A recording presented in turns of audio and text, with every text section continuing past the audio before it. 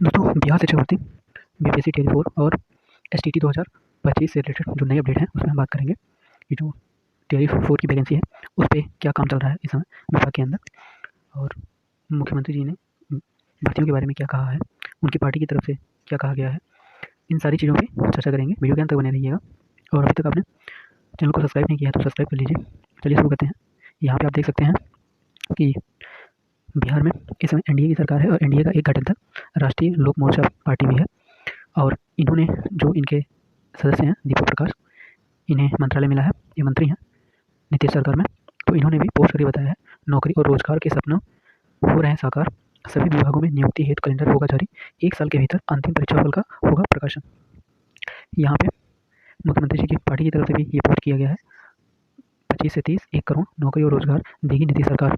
और जो मुख्यमंत्री जी हैं नीतीश जी, उन्होंने अभी अपने एक्स हैंडल पे पोस्ट करके ये पोस्ट की हुई है, और इसमें बताया है कि जो अगले 5 वर्ष हैं उसमें करीब 1 करोड़ युवाओं को रोजगार और नौकरी दी जाएगी।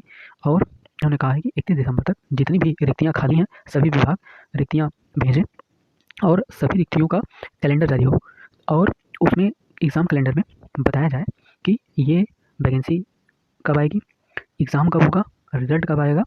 इस तरीके से इन्होंने कहा है कि ऐसा करना पड़ेगा सभी विभागों को, और साफ़ सुथरे तरीके से पेपर लिया जाए, ताकि कोई अगर प्रॉब्लम होती है तो जो भी गलत तत्व हैं, जो परीक्षा को प्रभावित करने का काम करते हैं, उनके खिलाफ सख्त कार्रवाई की जाएगी, ऐसा इस पोस्ट में इन्होंने कहा है। तो हमारे लिए सबसे अच्छी बात यह है कि जो इन्होंने कहा है कि 31 दिसंबर तक सारी रिक्तियों का विवरण दे दिया जाए, और जनवरी में रोस्टर जारी किया जाए सभी का, एग्ज़ाम कैलेंडर जारी किया जाए सभी का, और बताया जाए कि कौन सी परीक्षा कब होगी, कौन सी भर्ती कब आएगी, नोटिफिकेशन कब आएगा, इन सब के बारे में। तो अगर ऐसा होता है तो इसमें बीपीएससी टियर 4 भी आएगा, और 31 दिसंबर तक अगर सारी रिक्तियों की गणना हो जाती है तो अगर जनवरी में कैलेंडर जारी किया जाता है तो वहाँ पे आपको बीपीएससी टियर 3 का जो नोटिफिकेशन है वो भी देखने को मिलेगा कि कब तक जारी किया जाएगा बीपीएससी टियर 3 का जो नोटिफिकेशन है। और यहाँ पे जो भी रिक्तियाँ हैं वो समय से पूरी कराई जाएँ, यानी जो समय दिया गया है। और इन्होंने कहा है कि कोई भी परीक्षा चाहे जितने चरणों की हो 1 साल में कंप्लीट कराना पड़ेगा। तो यहाँ पे इन्होंने ये बड़ी अच्छी घोषणाएँ की हैं। जैसा कि आप सभी लोग जानते हैं कि टियर 4 पे काम चल रहा है अभी, और रिक्तियों का विवरण नहीं मिला है। तो अगर ऐसा होता है तो आपको जनवरी में ये पता चल जाएगा कि टियर 4 का नोटिफिकेशन कब आएगा। और इसी की तरफ से पत्रकारों द्वारा पूछने पे ये बताया गया है कि अभी जब तक हमको अधिसूचना नहीं मिलती टियर 4 की, तब तक टियर 4 पे हम कोई भी बात कह नहीं सकते। और जो हमारा एग्ज़ाम कैलेंडर है वो हर 3 महीने पे अपडेट होता है। जैसा आप सभी लोग जानते हैं बीपीएससी का एग्ज़ाम कैलेंडर 3 महीने में अपडेट होता है। तो अगली बार जब अपडेट होगा तो वो होगा 23 जनवरी 2026 को। तो अगर अधिसूचना मिलती है तो जो 23 जनवरी 2026 का एग्ज़ाम कैलेंडर होगा तो वहाँ पे आपको बीपीएससी टियर 4 से रिलेटेड जानकारी मिलेगी। आपको वहाँ पे मेंशन किया हुआ होगा कि बीपीएससी टियर 4 का जो एग्ज़ाम है वो कब कराया जाएगा, रिजल्ट कब आएगा।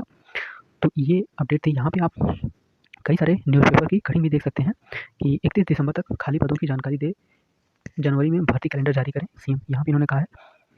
फिर यहाँ 2025 से 30 में 1 करोड़ नौकरी रोजगार का लक्ष्य, सरकारी नौकरी और रोजगार को लेकर काम परीक्षाओं में पारदर्शिता व स्वच्छ तरीके पर जोर। यहाँ पे जो उन्होंने पोस्ट में अपनी सारी बातें कही हैं वो सारी बातें यहाँ पे की गई हैं। यहाँ पे आप देख सकते हैं कि सुशील कुमार जी ने भी बोला है कि घोषणा पत्र में किए गए शिक्षा विभाग से जुड़े वादों को समय से पूरा करें।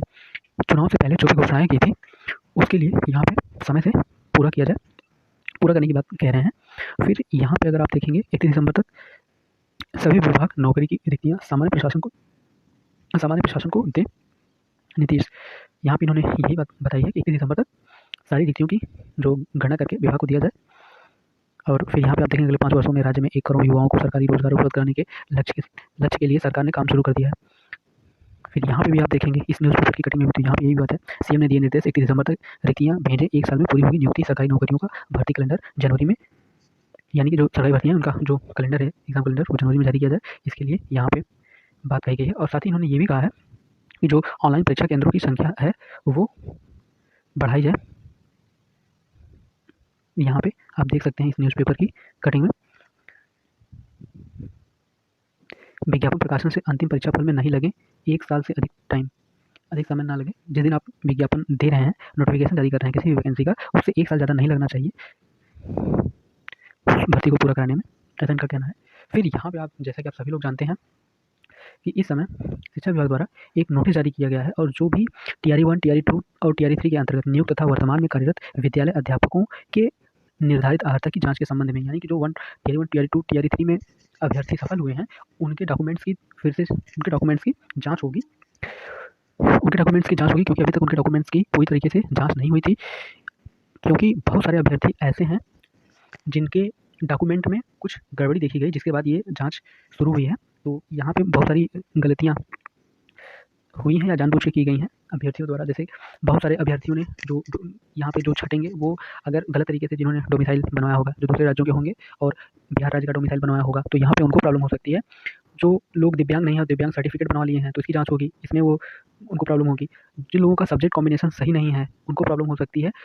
आधार चेंज करके जो लोग आधार में चेंज करवाए हैं ज़मीन खरीद कर बिहार में, तो उनको प्रॉब्लम हो सकती है। एसटीईटी की जाँच होगी, वहाँ पे अगर कोई प्रॉब्लम होती है, ऐसे अभ्यर्थी सावधान हो जाएँ। और सीटेट में जिनके अंक 90 या जो 82 नंबर है, जो भी क्राइटेरिया है उसके अनुरूप नहीं रहता है, तो उनको प्रॉब्लम होगी। और किन-किन डॉक्यूमेंट्स की जाँच होगी, यहाँ पे इन्होंने दिया हुआ है कि नियुक्ति पत्र अनिवार्य है, मैट्रिक 10th का जो अंक पत्र और वो प्रमाण पत्र है, इंटरमीडिएट का अंक पत्र और प्रमाण पत्र, स्नातक अंक पत्र व प्रमाण पत्र, स्नातकोत्तर अंक पत्र व प्रमाण पत्र यहाँ पे, और जो पीजी का क्या कहते हैं अंक पत्र और प्रमाण पत्र यदि लागू हुआ है तो शैक्षणिक प्रमाण पत्र बीएड या डीएलएड जो आपने किया है, उसके बाद शिक्षा पात्रता परीक्षा एसटीईटी या सीटेट या बीटेट जो अभी आपने किया है, निवास प्रमाण पत्र डोमिसाइल जैसा कि मैंने बताया, और जात ईडब्ल्यूएस प्रमाण पत्र यदि आरक्षण आप ले रहे हैं तो, और उसके बाद दिव्यांगता का यहाँ पे बताया गया है। तो ये सारे डॉक्यूमेंट क्या कहते हैं चेक होंगे। अगर इसमें कोई समस्या दिखती है तो उन अभ्यर्थियों पर कार्रवाई हो सकती है। तो यहाँ से अगर जाँच होती है, तो जैसा कि लोगों का मानना है, जो लोग विभाग से जुड़े हुए हैं, उनका कहना ये है कि यहाँ से अगर ऐसी जाँच होती है तो बहुत सारे जो अभ्यर्थी हैं वो छँट सकते हैं, उनकी संख्या हज़ारों में हो सकती है। तो हज़ारों पद यहाँ से आपको देखने को मिल सकते हैं जो खाली होते हुए। और फिर आप ये देख सकते हैं, गलत दस्तावेज से बहाल हुए शिक्षकों की सेवा खत्म होगी। यहाँ पे माध्यमिक शिक्षा निदेशक ने प्रमाण पत्रों की जाँच के आदेश दिए। ये आप न्यूज़पेपर की कटिंग देख सकते हैं। फिर यहाँ पे देख सकते हैं 1.75 लाख विद्यालय अध्यापकों के दस्तावेजों की जाँच 1 माह में होगी, यानी कि 1,75,000 शिक्षकों की जाँच होगी। अब इसमें देखते हैं क्या होता है। और निश्चित रूप से यहाँ पे बहुत सारे अभ्यर्थियों को समस्या हो सकती है जिनके डॉक्यूमेंट्स में प्रॉब्लम होगी, तो सभी लोग सावधान हो जाएँ इन सब चीज़ों के लिए। और सभी जो टीआई 4 फॉर्म भरना चाहते हैं वो अपने डॉक्यूमेंट को करेक्ट करा लें और इस तरीके की गलतियाँ ना करें।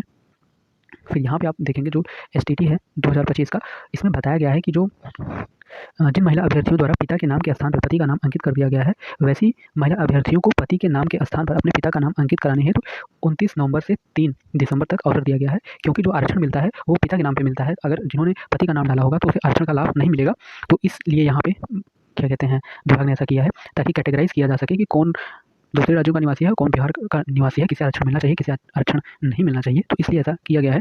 तो इस तरीके की ये सारी अपडेट थी बीपीएससी टीआरई 4 और जो एसटीटी है उससे, और जो अभ्यर्थियों की जाँच हो रही है इन सारी चीज़ों से। तो आपने एक-एक करके सभी अपडेट ले ली, जो पिछले 1-2 दिन की अपडेट थी कि क्या चल रहा है इस समय।